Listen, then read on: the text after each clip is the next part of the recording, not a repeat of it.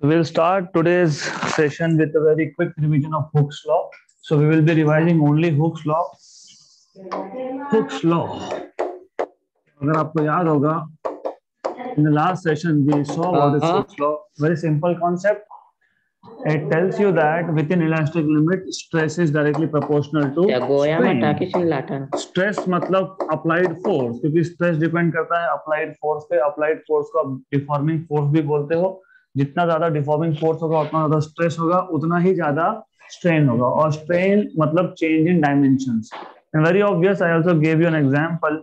जितना ज्यादा एक वायर पे लोड लगाते जाओगे उतना ही ज्यादा इलोंगेशन होगा, चेंज इन लेंथ उतना ही ज्यादा होगा. तो very simple thing, more the force, more is the stress. More the stress, more is strain. मतलब more is the change in dimensions. So within elastic limit, stress is proportional to strain. So stress is equal to some constant into strain. So some constant multiplied by strain. This is what you have. And then यहाँ से आपने define किया था ratio of stress upon strain. So ratio of stress to that of strain is a constant. इस constant का नाम था modulus of elasticity, right? So this constant is called as modulus of elasticity. ये basically depend करता है nature of the material पे.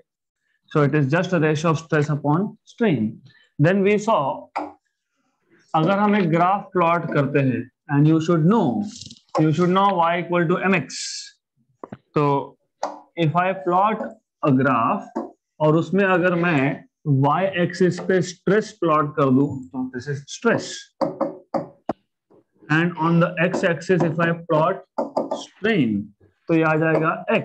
तो ये जो constant है, it will be like slope. तो you can obtain constant. कौन सा constant? Constant ये है modulus of elasticity. So you can obtain modulus of elasticity from the slope of this stress strain graph, right? Simple.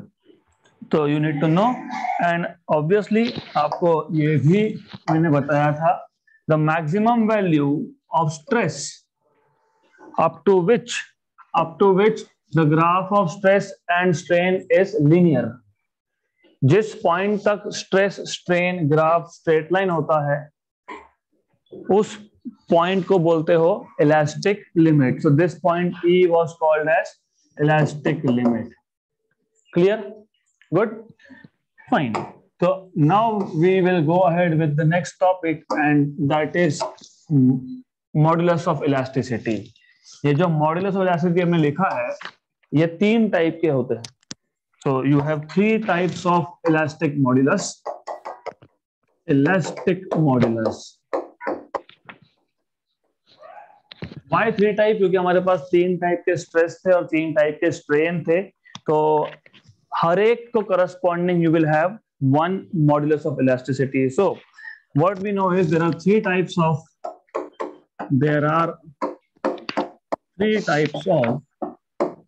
stress and three types of strain. Three types of stress and three types of strain. Hence, we have three types of elastic modulus, जिसको आप बोलते हैं modulus of elasticity. Three types of modulus of elasticity, one corresponding to each. To each type of stress and strain. To each type of stress and strain. Good. तो जो सबसे पहला है उसका नाम है यंग्स मॉड्यूलस. थॉमस यंग नाम के साइंटिस्ट ने he did a lot of research and then he gave this idea. तो उसका नाम भी रख दिया यंग्स मॉड्यूलस. तो first type is Young's modulus. इसको हम इलास्टिसिटी ऑफ लेंथ भी बोलते हैं. Elasticity of length. Very simple. तो नाम में ही है, what it is called as elasticity of length. तो it is the modulus of elasticity related to change in length of a body like a wire या फिर लाइक अ रॉड। क्योंकि length किसका चेंज होगा, या तो वायर का या फिर रॉड का। आपने देखा था एक वायर हमने लिया, हमने सस्पेंड कर दिया, नीचे लोड लगा दिया, तो what happened was change in length. या फिर एक रॉड लिया है and you are pushing the rod from both the sides. So it is Young's modulus, मतलब elasticity of length, it is modulus of elasticity related to, it is modulus of elasticity related to change in length,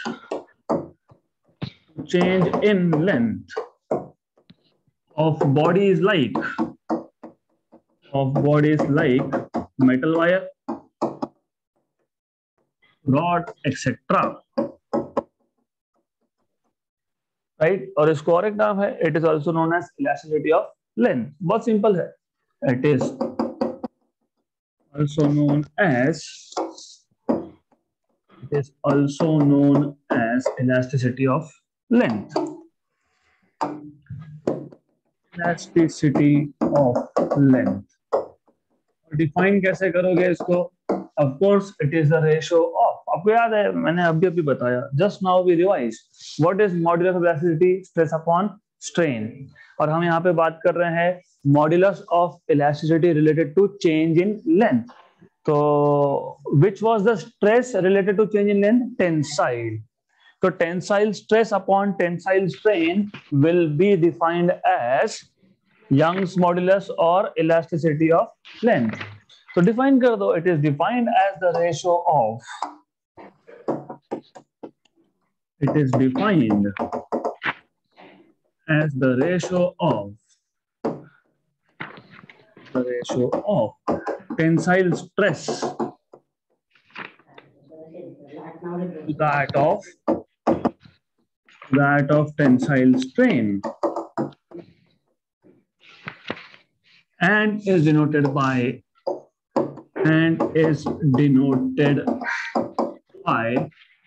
capital Y, right? Therefore Young's modulus Y is tensile stress upon tensile strain. Simple. So as I told you, हमेशा जब आप एक नया concept के बारे में बात करते हो तो give a rough introduction.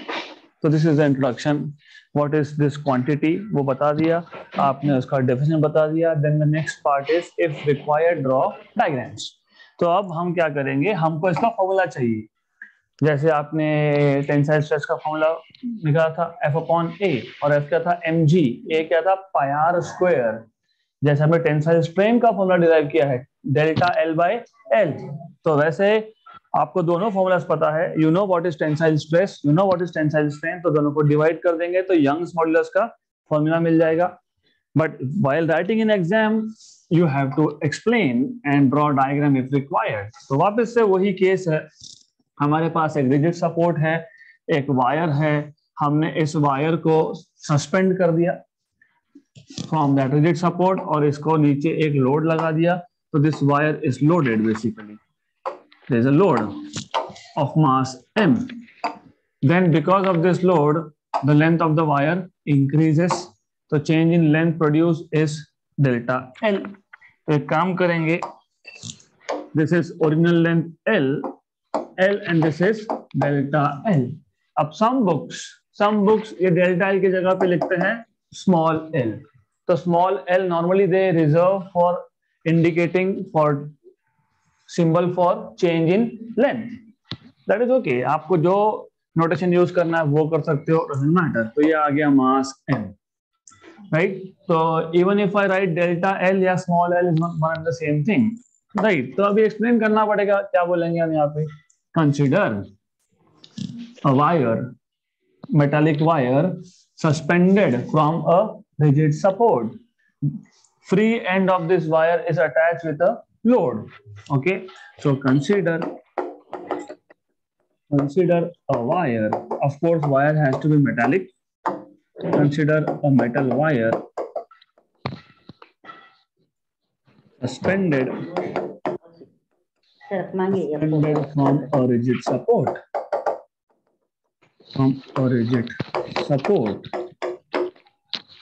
As shown in figure. The free end of the wire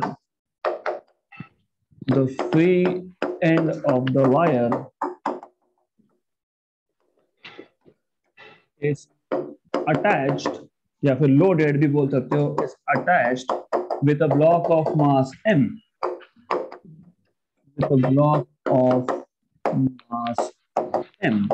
और ये जो block of mass m है, इसका जो weight होगा, कितना weight होगा? mg.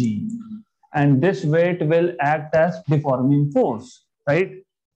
Hence, just a minute.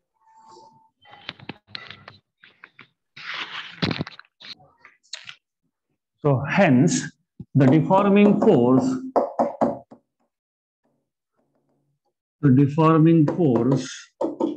acting on the wire is F equal to mg. Right अभी तक हमने इस वायर के इनिशियल लेंथ और इसके रेडियस की बात नहीं की, तो हमको पहले वो स्पेसिफाई करना पड़ेगा. What is the initial length? Capital L. What is the radius? Let us से R. Let capital L be the length of the wire and small r be the radius of the wire. Right? Therefore, area of the wire is pi r square, and therefore tensile stress equal to deforming force upon area, that is equal to mg upon pi r square. Equation number 2. इसको बोल देते हैं equation number 1. तो Young's modulus की जो definition है, that is equation number 1. Then we know that, what do we know is, क्योंकि हमने यहाँ पे एक लोड अटैच कर दिया, मास अटैच कर दिया, and because of this mass there is change in length, and change in length is delta l. तो स्पेसिफाई कर दो, लेट डेल्टा एल और equal to small l be the increase in length,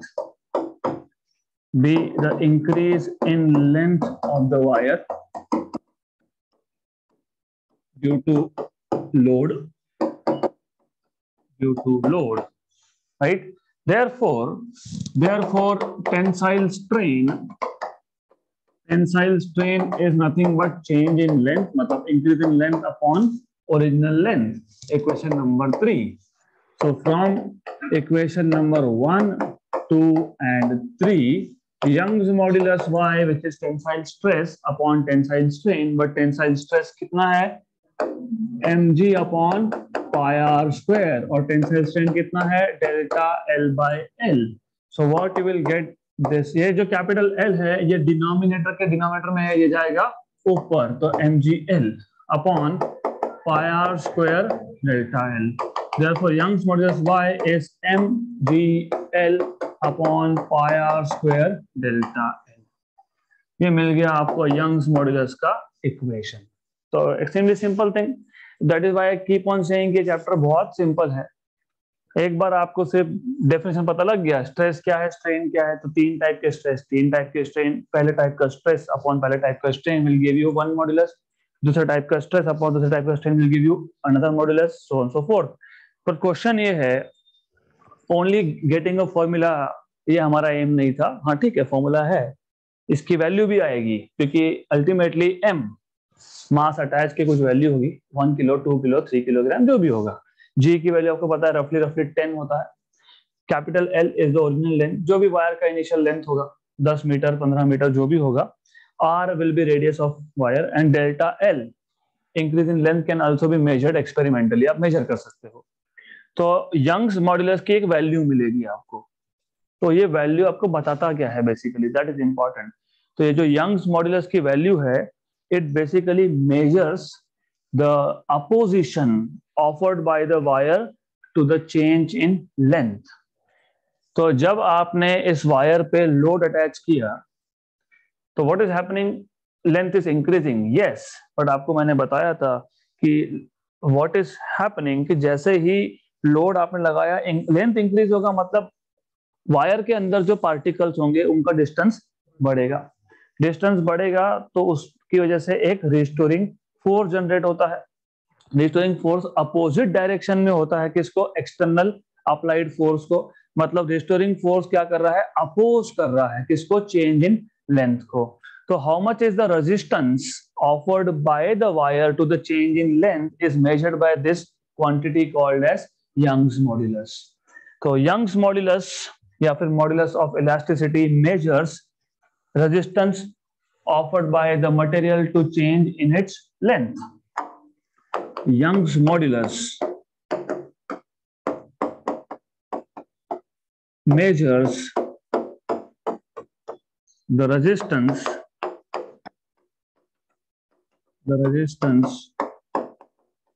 offered by the material to the change in its length, the change in its length. Good. So that is all about Young's modulus. Now, second number, ये पहला हो गया Young's modulus. Second number को आप बोलते हो bulk modulus. Second modulus of elasticity is known as bulk modulus, या फिर इसको बोलते हो modulus elasticity of volume. Elasticity of volume.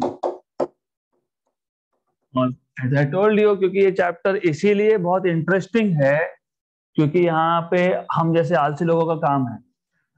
क्यों? You see, what you will have to do here is, जैसे आपने यहाँ पे लिखा, it is the modulus of elasticity related to change in length of the body, right? वहाँ पे change in volume of the body. Good. It is also known as elasticity of length. तो वहां पे बोलोगे it is known as elasticity of volume. It is defined as ratio of volume stress to that of volume strain and is denoted by capital K. Some books denoted by B, some books denoted by capital K. So as far as your textbooks are concerned, they are using capital K. So we will also be using capital K. तो बाद में आप कर दोगे इसका definition. Definition is just volume stress upon volume strain. तो ये chapter that is why I like it, क्योंकि बहुत सिंपल है, not because it is very simple. I like it because it is interesting and it reduces my job of writing down things. Very good, very good, excellent. So what we can do here is, थोड़ा overlap हो गया, no issues, कोई बात नहीं, इसको rectify कर लेंगे हम लोग. Okay okay, yes, good, fine, no problem, very good. So now we will just make some small changes and that's okay. Good.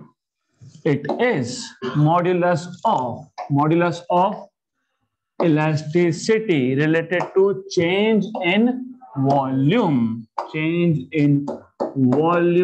of body, ठीक है, of a body, like metal wire नहीं, like a rubber ball or like a cube, like a rubber ball,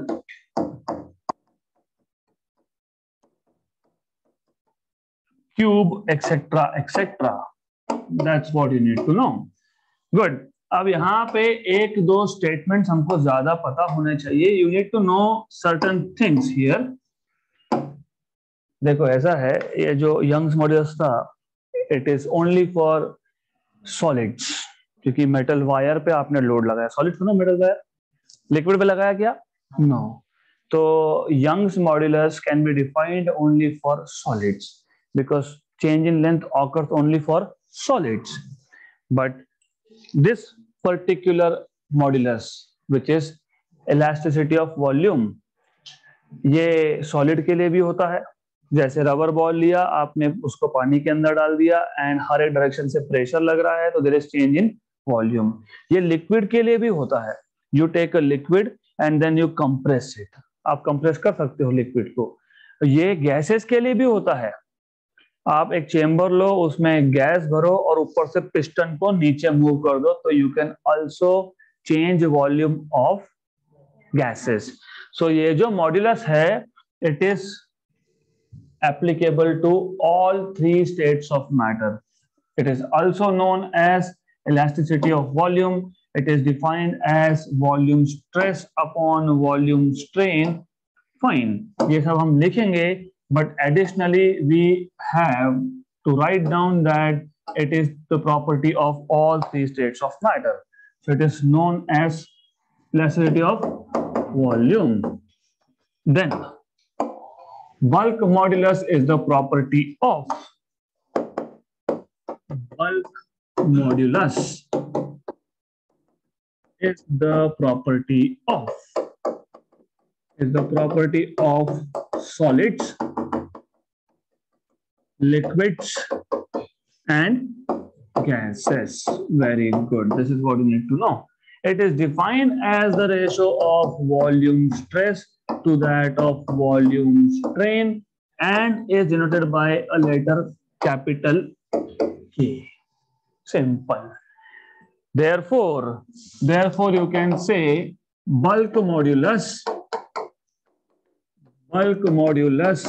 is equal to volume stress upon volume strain. Equation number 1। और जैसे हमने यहाँ पे इतना लिखने के बाद we have describe the system, हमारे पास एक वायर था, वायर पे लोड लगा दिया।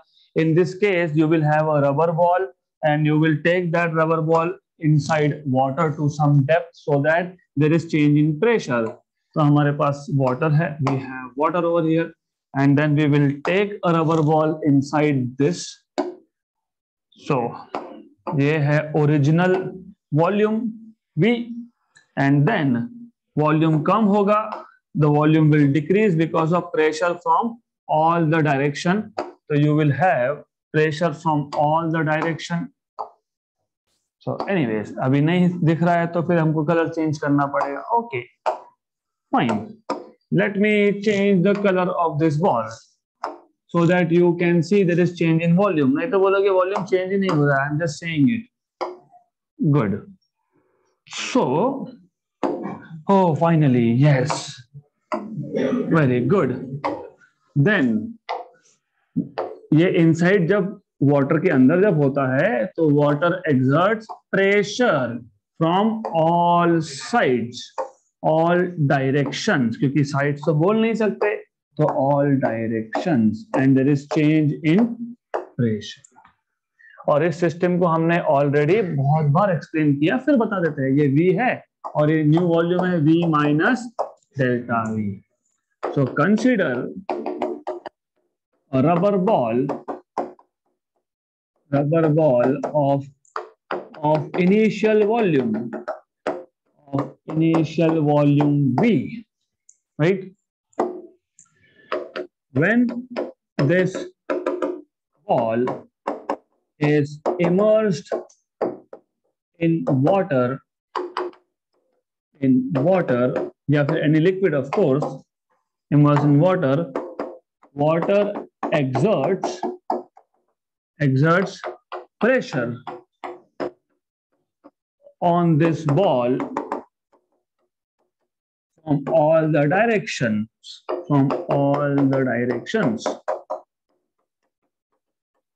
And इसकी वजह से क्या होगा? Change in volume. Therefore, there is change in the volume of the ball.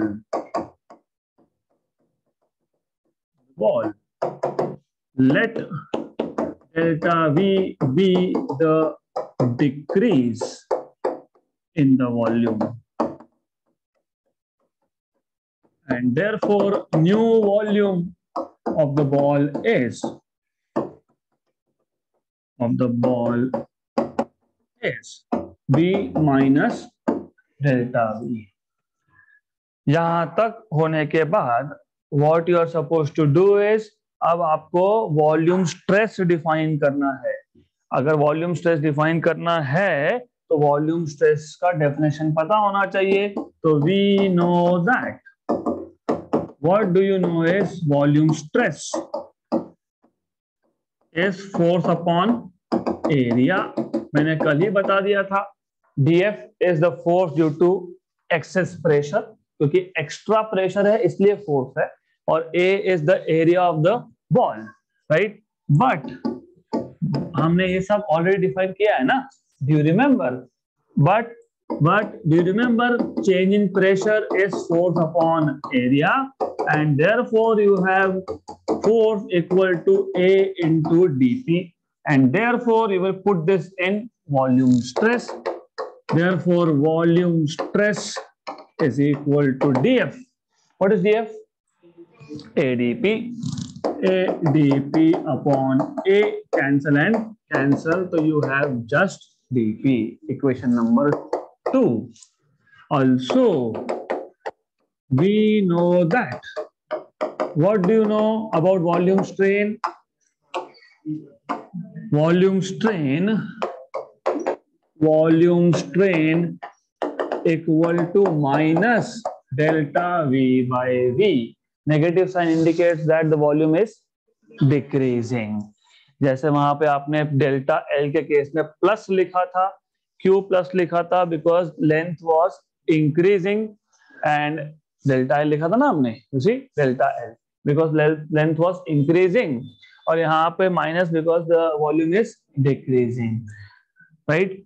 पर हम जब बल्क मॉड्यूलस की बात करते हैं तो हम सिर्फ मैग्नीट्यूड की बात करते हैं, मतलब माइनस साइन हम नहीं लिखते.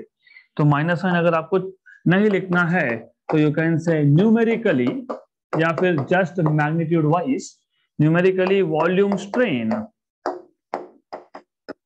Strain equal to delta v by v, या फिर you can say magnitude wise. सिर्फ नेगेटिव साइन छोड़ देना. That's it. Equation number 3. So again substituting equation number 2 and 3 in equation number 1. कहाँ गया equation number 1? We have written it somewhere. Okay. So therefore from equation number 1, 2 and 3 what we get is bulk modulus.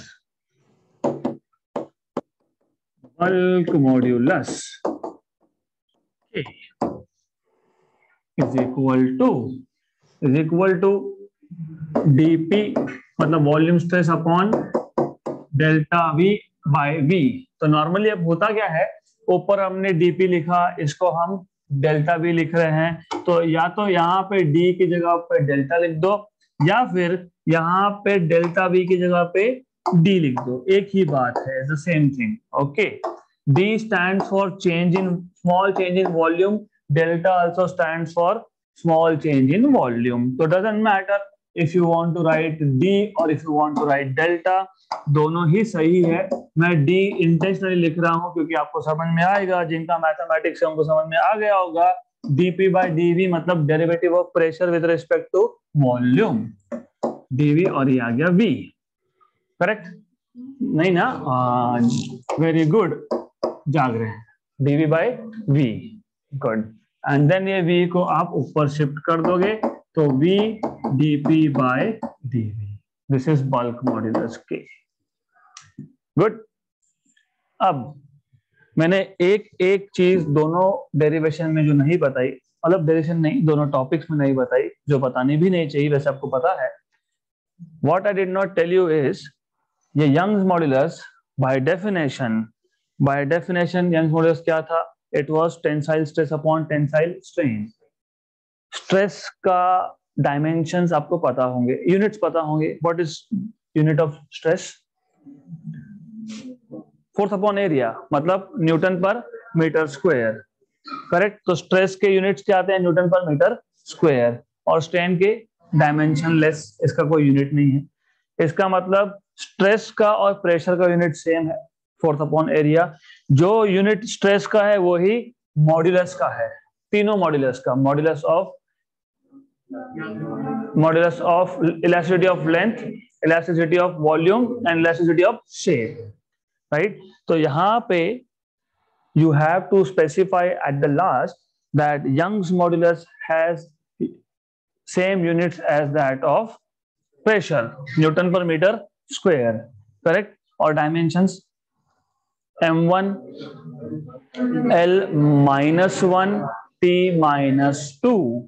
Similarly यहाँ पे भी आपको बताना है in case of bulk modulus, SI unit of bulk modulus, SI unit of bulk modulus is Newton per meter square, क्योंकि यहाँ पे भी by definition it is stress upon strain, stress के unit Newton per meter square, strain does not have any units, and dimensions of bulk modulus K is again m1 l minus 1 and t minus 2. सिर्फ force upon area कर दिया। Force के dimension होते हैं m1 l1 t minus 2 upon area is l2। वो l2 जब ऊपर जाएगा तो l minus 1 बच जाएगा in total. Good, right. Then जैसे आपने यहाँ पे लिखा, what did you say here, आपने लास्ट में लिखा Young's modulus measures the resistance offered by the material to the change in its length. तो what does bulk modulus measures? Bulk modulus measures, what will bulk modulus measure then? Bulk modulus कौन से case में define करते हैं? जब change in volume हो। तो bulk modulus what does it do?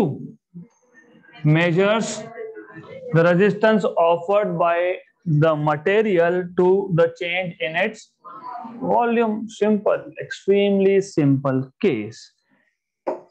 तो यहां पे आप बोलोगे bulk modulus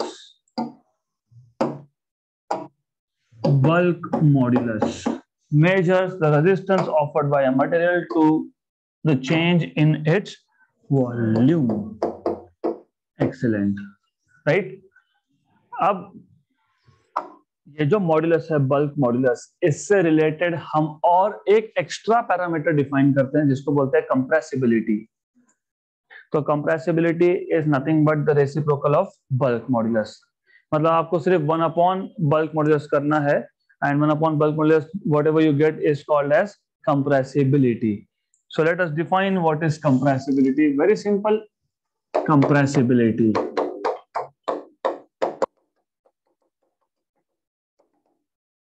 okay, so how will you define? It is the reciprocal of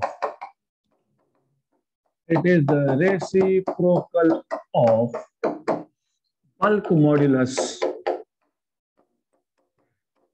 Simple. Therefore, compressibility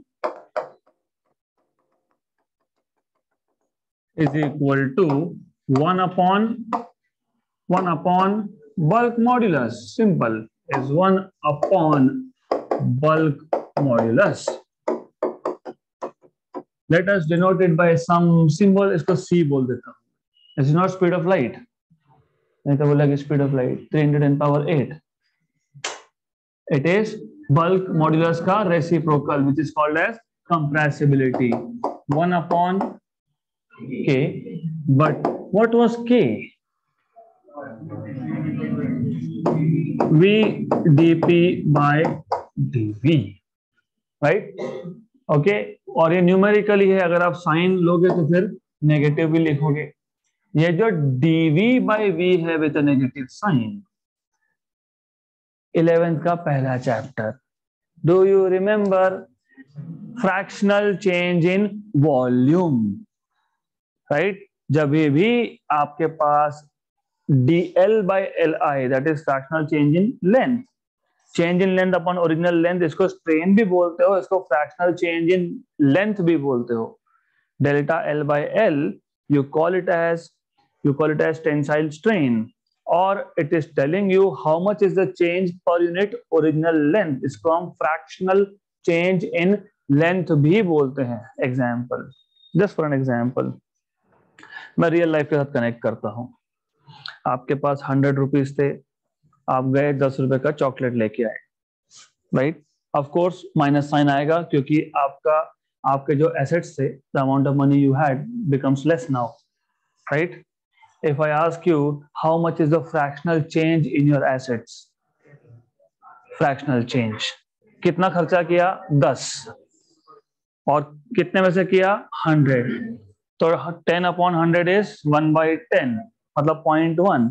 so what is the fractional change 0.1. What is percentage change 10%, right. तो ये जो strain की हम बात कर रहे हैं ना, तो किसी भी टाइप का स्ट्रेन हो, it is also telling you what is the fractional change. तो ये जो माइनस dV/V है, it is fractional change in volume. और नीचे है dP. dP मतलब चेंज इन प्रेशर. तो कंप्रेसिबिलिटी हमको क्या बता रहा है? कंप्रेसिबिलिटी हमको ये बता रहा है, compressibility can also be defined as the ratio of fractional change in volume per unit change in pressure. मतलब मैं अगर एक न्यूटन पर मीटर स्क्वायर मतलब 1 पास्कल से प्रेशर चेंज करता हूं, तो how much is the fractional change in volume? Obviously think think think think, जितना ज्यादा सोचोगे उतना अच्छा है आपके लिए. इमेजिन हमारे पास ये एक लिक्विड है और एज आई टोल्ड यू, इस लिक्विड के अंदर we have kept some object.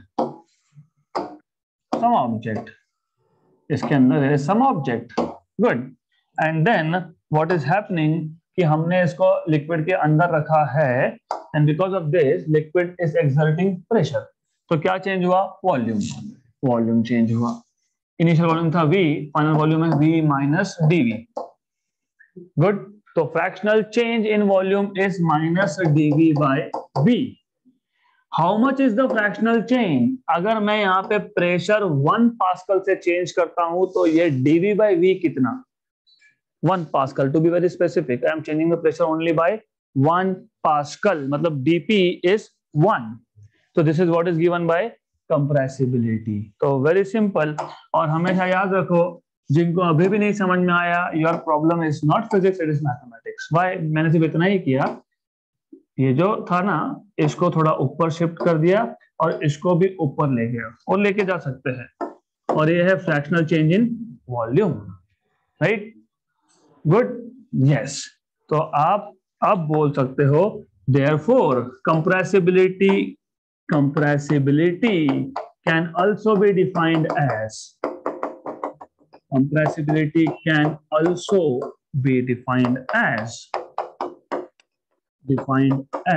the ratio of, या फिर रेशियो नहीं लिखना तो मत लिखो, as the fractional change in volume per unit change in pressure, and can also be defined as the fractional change in volume per unit change in pressure. जो engineering करोगे पहले ही साल में आपको एक्सपेरिमेंट है जिसमें कंप्रेसिबिलिटी फाइंड करने के लिए बोलेंगे. Actually not compressibility, in reality you will have to generate stationary wave, जो 12th में आएगा. फिर आपको बोलेंगे स्टेशनरी वेव फॉर्म हुआ मतलब लिक्विड कंप्रेस हुआ, तो कंप्रेसिबिलिटी फाइंड करो. That you will see later. ये पता होना चाहिए. नाउ इन शॉर्ट, मैंने 1 पास्कल से प्रेशर चेंज किया, कितना वॉल्यूम में चेंज है, that is what you have to tell. Good. अब जैसे आपने एसआई यूनिट डिफाइन किए थे, किसके? बल्क मॉड्यूलस के. अब किसके डिफाइन करने हैं? कंप्रेसिबिलिटी के. So SI unit of compressibility is 1 upon bulk modulus. 1 upon bulk modulus के unit 1 upon Newton per metre square. ये मीटर स्क्वायर ऊपर जाएगा तो क्या आएगा? मीटर स्क्वायर पर न्यूटन. और न्यूटन पर मीटर स्क्वायर को आप बोलते हो पास्कल, या फिर आप इसको बोलोगे pascal inverse. Simple. Good. Then dimensions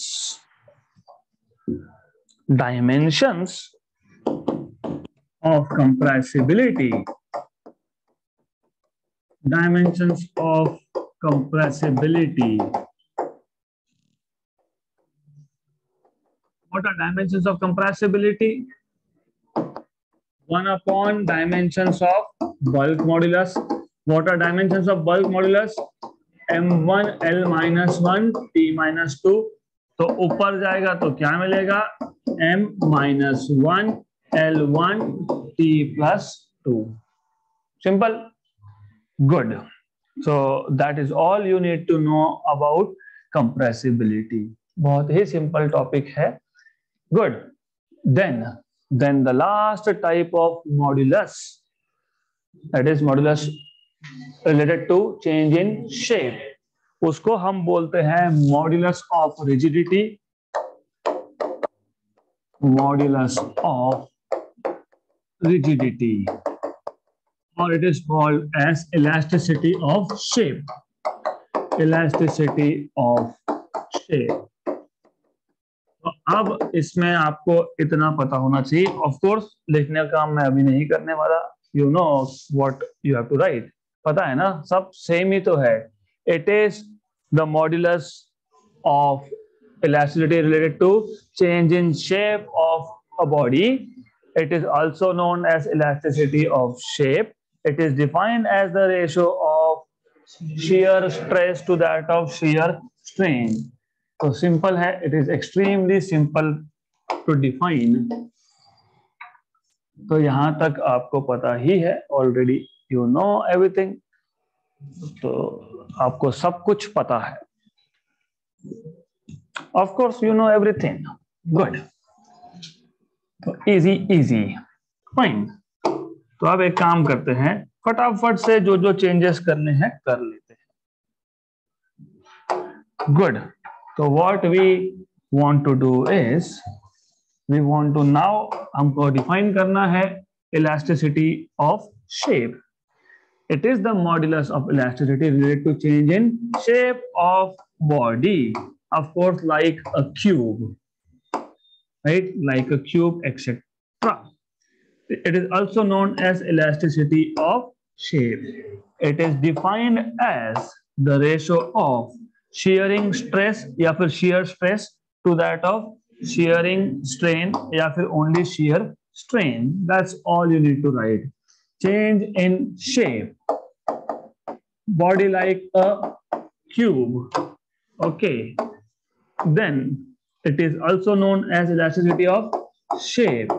It is defined as the ratio of shearing stress to that of shearing strain, denoted by eta.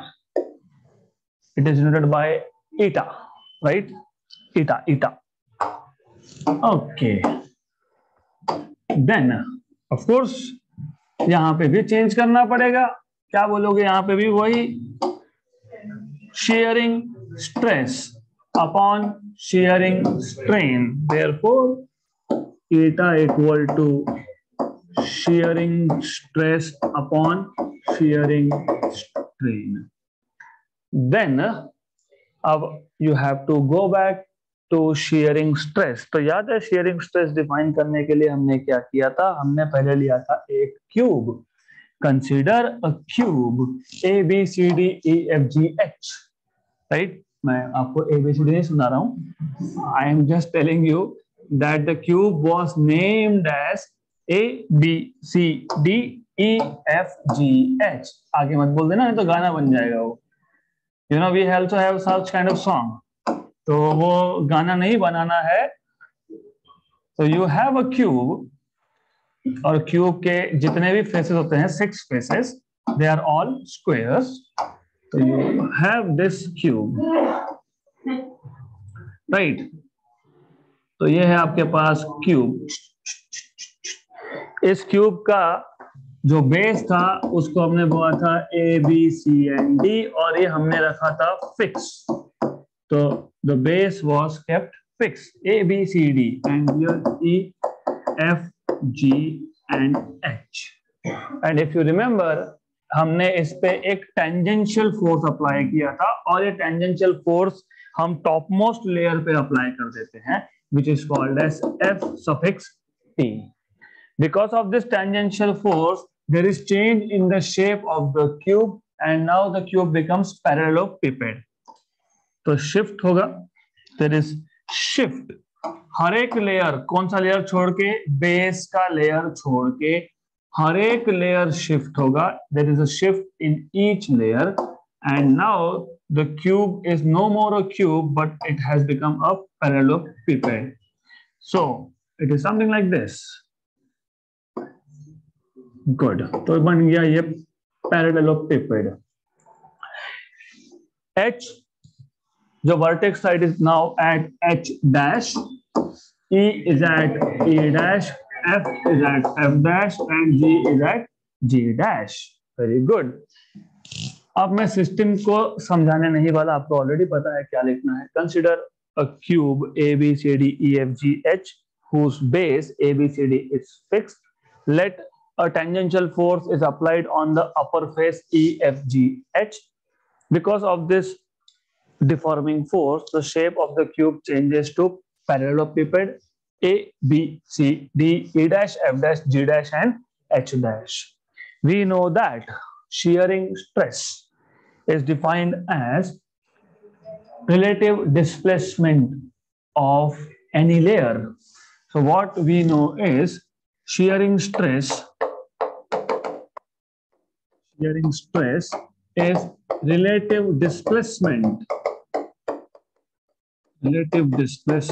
of any layer, क्योंकि जब आप एक टेंजेंशियल फोर्स अप्लाई कर रहे हो तो बेस को छोड़ के, क्योंकि बेस फिक्स है, उसको छोड़ के हर एक लेयर शिफ्ट हो रहा है. हम सबसे ऊपर के लेयर की बात कर रहे हैं. तो relative displacement of any layer, what is the displacement of the layer? H H dash, या फिर ई ई डैश, या फिर जी जी डैश, या फिर एफ एफ डैश. फोर्स लगाने के बाद डिस्प्लेसमेंट हुआ ना, किसका? सब लेयर का. किसको छोड़ के? बॉटम का. तो आप कोई भी एक लेयर ले लो, बेस्ट है ऊपर का लेयर ले लो. तो क्या डिस्प्लेसमेंट हुआ? एच एच डैश, या फिर ई ई डैश, या फिर जी जी डैश, या फिर एफ एफ डैश. तो अब इतना तो हम लिखेंगे नहीं. Upon its distance from fixed layer, जिनको याद नहीं आ रहा है तो कल का ही लेक्चर आपको रिवाइज करना है, राइट? तो कल ही हमने ये देखा सब. तो we will not spend a lot of time in writing down things again. तो you just need to know it is H H dash upon H A, और it is E E dash upon E D, और it is F F dash upon F C, okay, और G G dash upon G B. और जिनको याद होगा, इसको हमने बोला था थीटा. तो according to this diagram, tan theta is opposite side upon adjacent side. लेकिन ये तो बाय डेफिनेशन क्या है? shearing stress. Therefore shearing stress is equal to tan theta. इसमें भी अगर एंगल स्मॉल हो,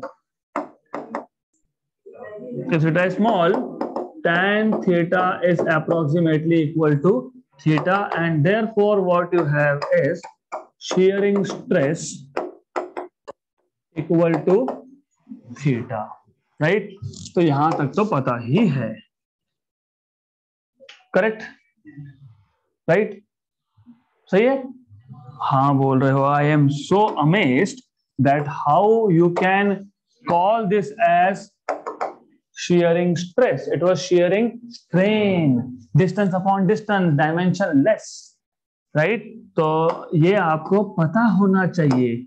You need to pay attention at what I am saying. जागो जागो.